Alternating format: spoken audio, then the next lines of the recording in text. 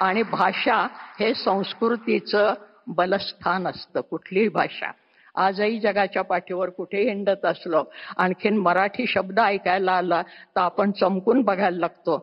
तुम्ही नागपूरचे का? तुम्ही महाराष्ट्रातले का? तर हे भाषेचं आपलेपण निर्माण करणारी, भाषा ही जोडणारी गोष्ट असायला पाहिजे, तोडणारी नाही.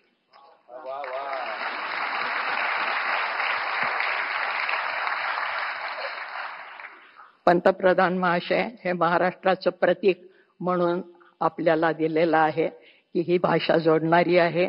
याच्यापेक्षा आत्ता मी जास्त बोलत नाही, कारण संत साहित्याने आम्हाला हे शिकवलंय.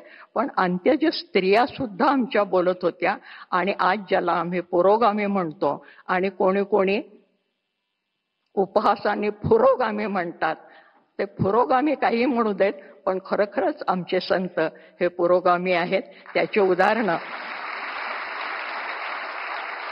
जात पात पक्ष पंथ स्त्री पुरुष भेदाच्या पलीकडे. त्यामुळे स्त्री अध्यक्ष झाली हा महत्वाचा मुद्दा नाही, गुणवत्ता हा महत्वाचा मुद्दा आहे.